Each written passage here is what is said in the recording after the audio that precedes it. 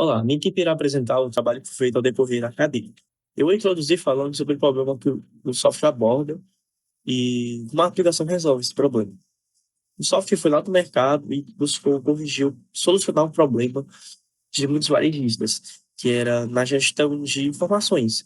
Porque quando um comércio é pequeno, o comércio é pequeno, ele tem X clientes, X produtos, X sei lá, informações. Então, não tem muito problema dele organizar esses dados. Mas quando o comércio cresce, ele passa a duplicar e triplicar a quantidade de clientes, ele começa a sofrer por esse problema de consulta de dados mesmo. Então, nosso software tenta solucionar isso. Porque com ele pegando esses dados de forma organizada, é, e de forma eficiente, torna os processos internos e a satisfação dos clientes muito melhor. Agora eu vou falar um pouquinho dos requisitos. Os principais. Como o sistema se trata de um sistema de vendas, então os principais requisitos eles envolvem o usuário poder cadastrar tanto clientes quanto produtos, sendo o primeiro, como usuário do sistema, quero poder cadastrar novos clientes para que o sistema possa armazenar suas informações, como nome, e-mail, data de nascimento e número de telefone, contendo o DDD. Como o 11, que fala que, como usuário, desejo cadastrar novos produtos contendo nome, quantidade e valor para quem esteja disponível para venda. O 5, que fala que, como usuário do sistema, quero que a lista de clientes exiba detalhes como nome, e-mail, para que eu possa identificar rapidamente os clientes listados. E o 15, que é como os que estão no slide, como usuário do sistema, desejo atualizar a quantidade de produtos específicos no estoque. Ou seja, em resumo, os requisitos principais, os funcionais, eles retratam o que o usuário do sistema irá fazer e que é o que ele pode fazer naquele sistema. Ele tem que poder cadastrar os clientes, tem que poder exibir os clientes para ser fácil de saber quais são os clientes que ele tem, poder cadastrar os estoques, poder ficar atualizando e ver quanto de coisa que tem no estoque. Outros requisitos sem ser os funcionais, os não funcionais que eu achei muito interessante também, é que o usuário ele tem que aprender a mexer, o usuário treinado, é óbvio, tem que aprender a mexer, tem que saber cadastrar um cliente em 10 minutos.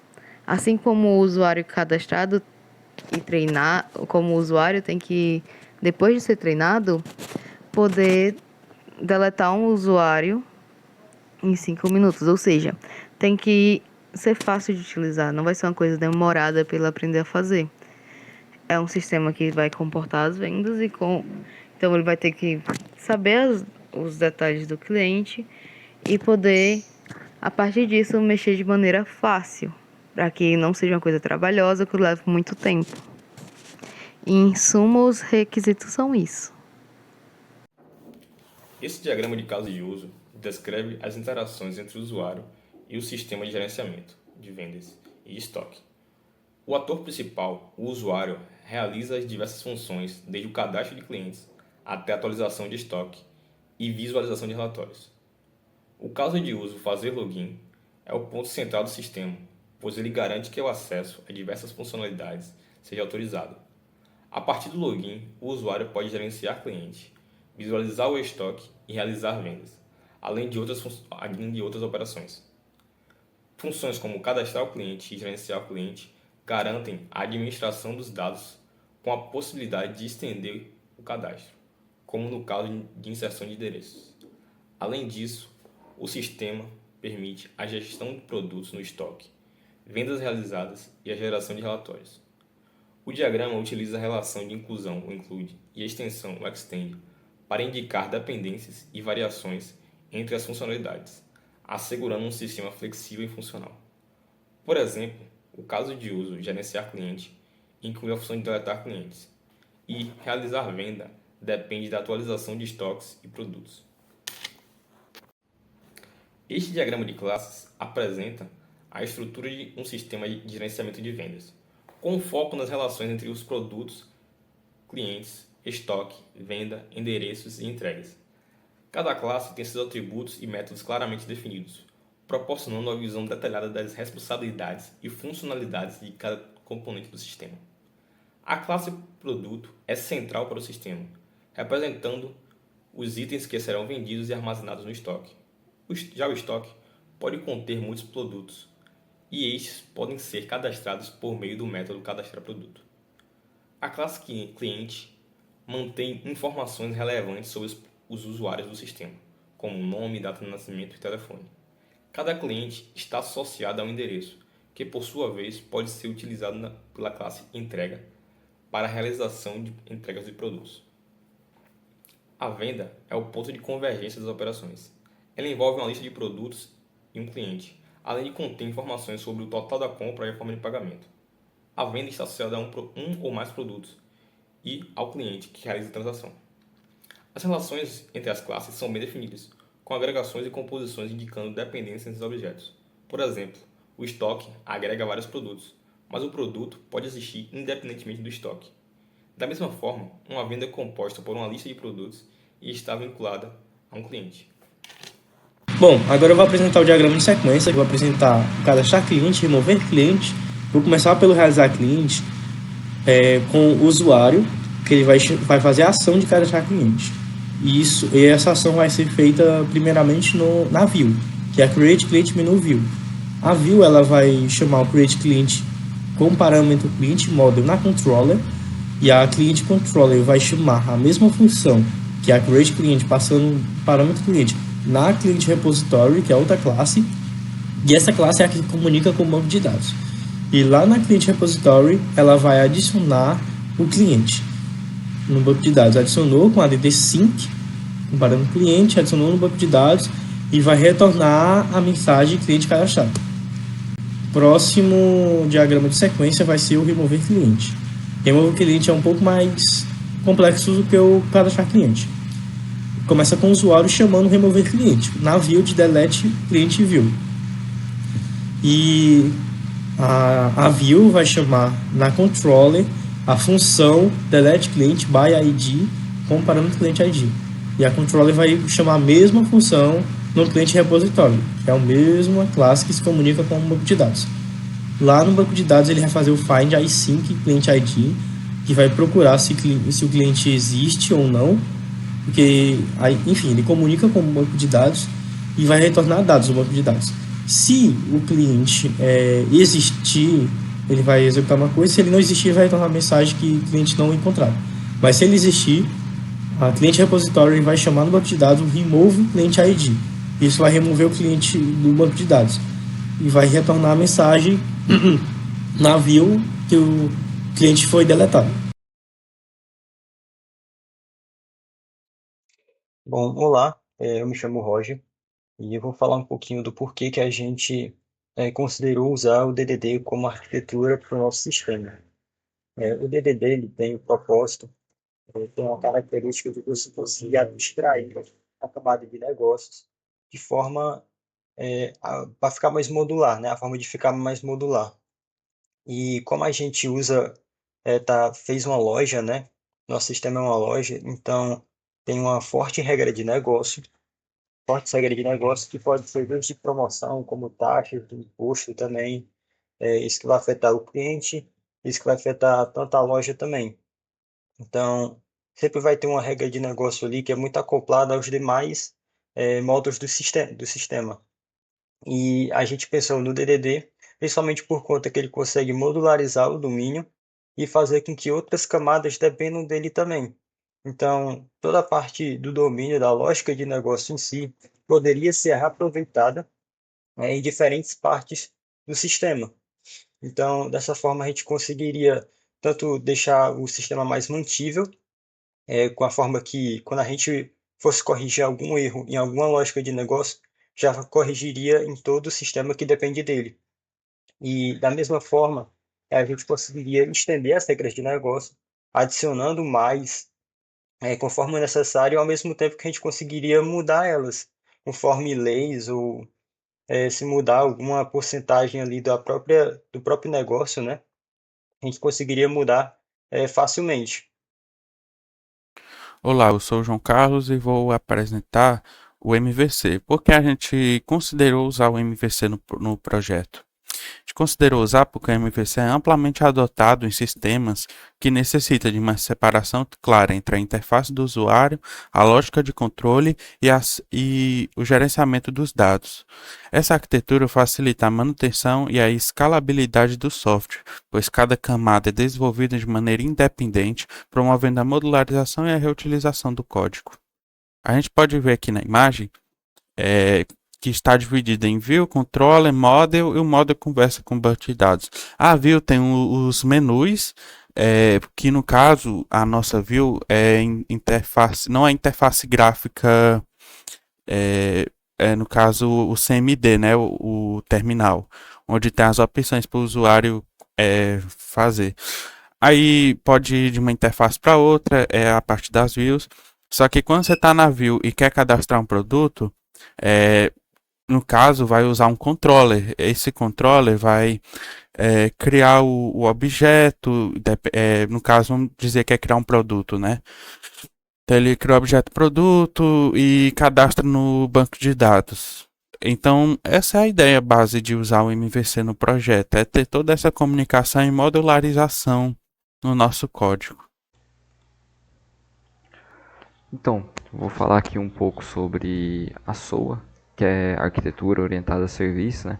Ou do inglês Service Oriented Architecture, que basicamente é uma arquitetura que permite a gente organizar o nosso sistema em serviços independentes, serviços autônomos e especializados, né? O nosso projeto que a gente escolheu, ele foi feito em uma arquitetura monolítica, né? O que é isso? É quando todas as funcionalidades, né, todas as tarefas que ele consegue realizar estão colocadas em um programa só, um sistema só. Então, com a SOA, a gente consegue pegar essas tarefas e dividir entre diferentes serviços que vão trabalhar de forma totalmente independente, né? Tentando trazer um sistema que seja mais modular, mais flexível.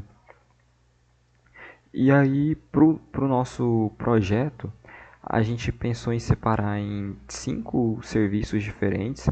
Seria o serviço de cliente, que ficaria responsável por armazenar e gerenciar as informações do cliente. O serviço de venda, que vai gerenciar o processo de venda, né? Serviço de produto, que é quem vai cuidar de todas as informações sobre os produtos que são oferecidos. Serviço de usuário, para manipular os usuários. E também o serviço de endereço, que vai ficar responsável por armazenar e gerenciar a localização dos clientes, né, os endereços deles. E aí a gente acredita que, através dessa nova arquitetura, o sistema tende a se tornar bem mais escalável, né? Se tornar um sistema mais otimizado, podemos dizer assim, porque imaginando um grande número de usuários utilizando o sistema de forma simultânea, no caso de um serviço de uma arquitetura monolítica, provavelmente a eficiência do sistema ela tende a cair, porque são vários usuários ali fazendo diferentes coisas, podem estar utilizando funcionalidades totalmente distintas, mas os recursos são os mesmos para todos, né? Então, um usuário meio que vai acabar afetando o outro, mesmo que esteja fazendo coisas diferentes. Agora, no caso da arquitetura orientada a serviço, não. A gente vai ter diferentes sistemas trabalhando de forma independente. Então, se um usuário ele estiver fazendo alguma coisa aí no gerenciamento de endereços, por exemplo, ele não vai afetar em nada quem estiver fazendo alguma coisa ali, se é cadastrando um novo cliente, por exemplo. Por quê? Porque tanto o serviço de endereço como o serviço de cliente são serviços isolados, serviços que trabalham de forma autônoma. Então, os recursos são distintos também. A gente vai estar utilizando um sem atrapalhar o outro. Isso traz uma escalabilidade maior para o projeto. Então a gente vai ter aí esses 5 serviços trabalhando de forma independente. E aí esses serviços, eles vão fazer as suas requisições para uma API específica, que é quem vai de fato fazer as requisições para o banco de dados. Então o banco de dados é único, quem vai fazer as solicitações para ele é só a API, não os serviços. Os serviços eles se comunicam apenas através da API. E é isso.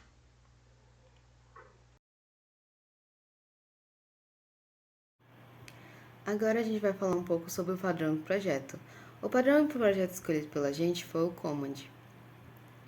O Command é um padrão de design. Ele converte a solicitação que foi feita para um objeto autônomo.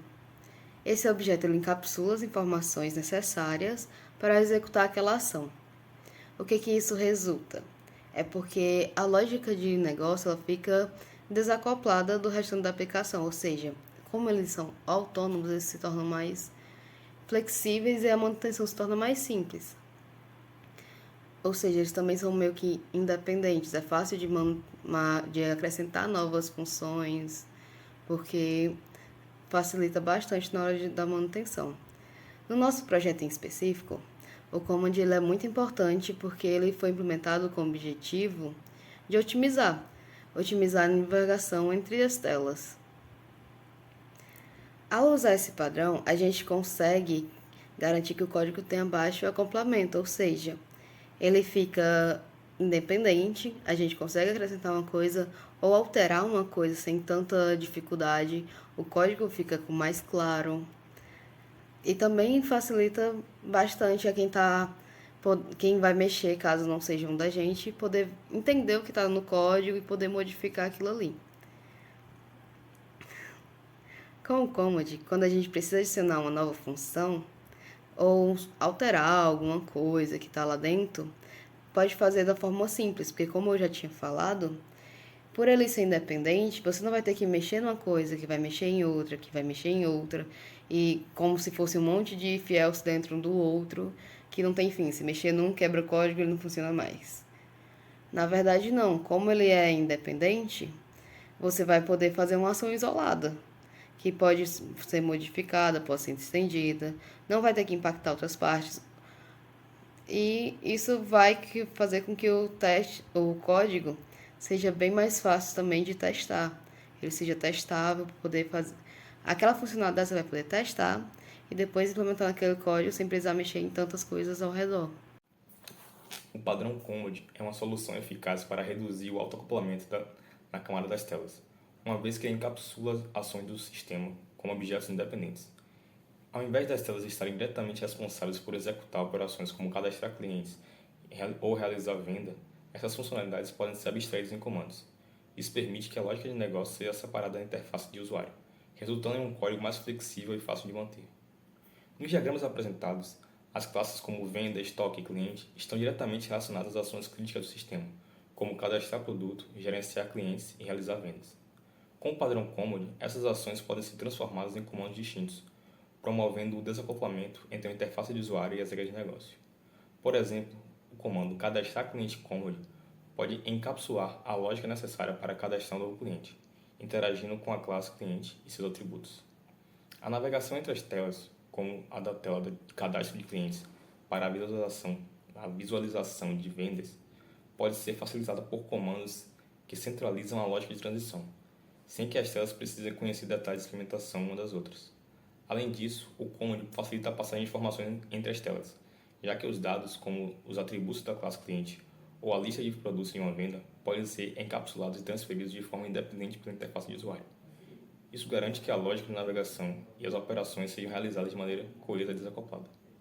Com o Command, é possível adicionar funcionalidades como desfazer ações, filas de comando ou até registrar operações para a auditoria, sem necessidade de modificar a estrutura da interface ou das classes de negócio, resultando em um sistema mais escalável e modular. Então, como consequência de não utilizar esse padrão, a gente vai ter tanto a implementação como a adição de novas telas, como um autoacoplamento, né? que acabaria, de certa forma, prejudicando a manutenibilidade. E ao não implementar esse padrão, a gente também estaria violando um dos princípios do Solid, né, que é o SRP, o princípio de responsabilidade única, onde uma classe ela deve ter uma única responsabilidade, né? Ela deve realizar uma tarefa específica. Bom, agora eu vou apresentar o diagrama de classe focando na implementação do command. Temos aqui o diagrama e no topo dele tem o interface command, que tem um método principal, o startFlow. E esse método ele é assíncrono e ele também retorna uma task, o que nos permite lidar com fluxos de execução de maneira flexível. E ele é o único método que temos aqui no interface command que a gente vai utilizar nas outras telas e nas outras classes. Abaixo do interface command a gente tem as createSales menu view e a showSales menu view. E as duas têm em comum esse campo privado chamado Service Repository, que ambas elas que esse campo ele possibilita a interação de dados de vendas no contexto de cada tela. Ou seja, cada tela vai usar esse campo aqui da sua forma e exibir da sua maneira. Mas ambas têm o mesmo repositório. E o mais em comum entre essas duas telas também é que as duas implementam o command. Dá para ver isso por causa do método startFlow retornando task, que ele é um método do command. Que ele será responsável por iniciar e exibir suas respectivas telas. Agora abaixo, e essas duas telas também, ela tem uma herança com o command, elas estão herdando dele, por isso que ela tem esse método. E abaixo das duas telas a gente tem o menu cliente, que ele atua como um cliente que invoca as diferentes telas. Ele utiliza o método showMenu para apresentar opções ao usuário e com base na escolha feita pelo usuário, ele executa um comando apropriado. Ou seja, a createSalesMenuView ou a showSalesMenuView, chamando o método startFlow, através da abstração do command. Ou seja, com o menu cliente, a gente pode acessar essas telas só com o startFlow. E isso ajuda muito na codificação em si, que facilita um pouco na implementação de telas e opções para o usuário.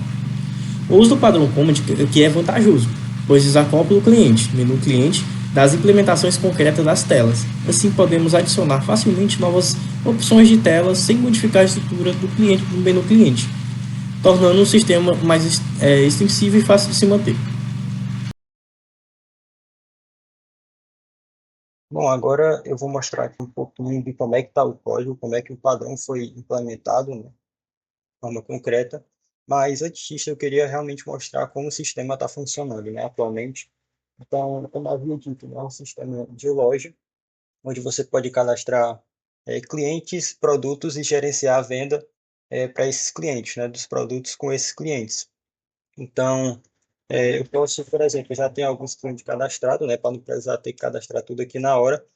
Aí sempre quando eu quiser ver alguma informação do cliente, ele vai pedir meu login. Então eu vou colocar aqui o meu login, minha senha.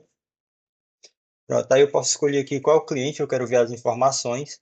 Vou botar aqui esse daqui que é o meu único cliente. E tá aqui as informações dele, as informações de endereço, que atualmente eu não tenho nenhum endereço cadastrado para ele. Mas se eu quiser eu posso ter vários endereços cadastrados para os clientes. E isso daí é uma regra de negócio, né? Eu posso ter vários endereços para o mesmo cliente. E além dos clientes, eu também posso cadastrar produtos, né? Eu posso cadastrar produtos para conseguir fazer vendas com eles. Então, eu vou, por exemplo, aqui gerenciar ver vendas, não. Mostrar produtos cadastrados, né? Eu vi que os produtos que estão cadastrados atualmente, e por enquanto é só um produto, né? Para fim de simplicidade. E com esse produto eu consigo realizar uma venda, né? Então, eu posso ver que as vendas que foram realizadas com o ID, né, da venda, o cliente que comprou e o total que ele gastou. Você vê que o preço da bolacha aqui é realmente absurdo, né? Então, no caso aqui, ele comprou só uma bolacha, né? Então, pronto, vou aqui realizar, vou sair aqui do sistema para mostrar como é que ele realmente, o command é usado aqui, a implementação dele, né? Então, bom, para começar, a gente tem um loop infinito, que ele vai rodar enquanto o sistema estiver ativo. Então, para o usuário conseguir ficar visualizando o menu, né, eu vou ter esse loop aqui. E ele só vai sair desse loop quando o usuário apertar naquele botão lá de sair, quando ele escolher aquela opção de sair. E cada menu, ele é um command diferente.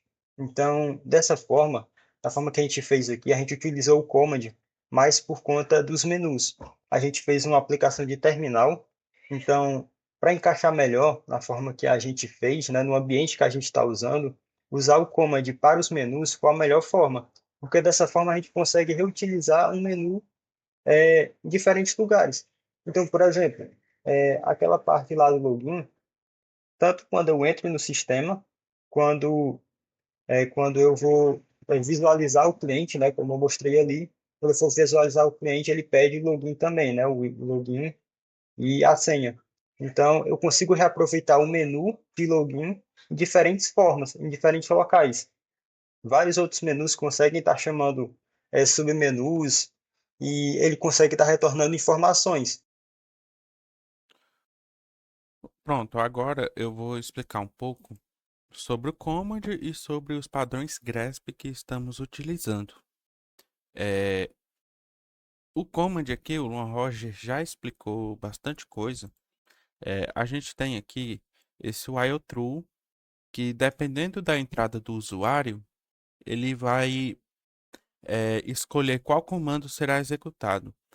O command, a gente adaptou ele apenas para as views, porque o nosso problema aqui era a comunicação entre as views, de ir para uma tela para outra e tal, então a gente adaptou o command para o nosso problema. Esse while true seria como se fosse o invoker, mas a gente não criou a classe invoker e tal, a gente adaptou e a gente acabou criando apenas essa interface aqui. Bom, e quais padrões GRESP estão sendo seguidos com o command? A gente tem que o command está seguindo o polimorfismo, por exemplo. Aqui, ó, a interface e tal, o command, cada tela que implementa essa interface, basicamente todos têm o mesmo comportamento, que é o start flow, e com isso a gente está implementando o padrão GRESP do polimorfismo, já que as classes de command implementam uma interface uma classe base comum. Bom, com isso também, com o command, a gente está tendo baixo acoplamento no nosso código. Então a gente está seguindo o outro padrão GRESP. Estaria muito mais bagunçado aqui a comunicação entre as telas se a gente não estivesse usando o command. Outros padrões gráficos que estão sendo seguidos, mas sem sem o impacto do command, seria por causa do MVC, porque a gente implementou o MVC aqui com o controller, as views, os models, e a gente adicionou esse repository aqui, porque os models eles servem apenas para instanciar novos objetos. Quando a gente está utilizando o model para isso, a gente está seguindo outro padrão GRESP, que seria o padrão de Creator, se eu não me engano. É o Creator, que é responsável por criar instâncias de objetos desse modelo aqui, no caso, o model. Então, assim, implementar o MVC é muito útil para seguir os padrões GRESP. Outro padrão GRESP que está sendo seguido com isso é o da indireção por causa da separação das responsabilidades em 3 camadas MVC. Então a gente está seguindo o da indireção. Bom, e o da alta coesão, porque cada classe ela foca apenas na sua responsabilidade.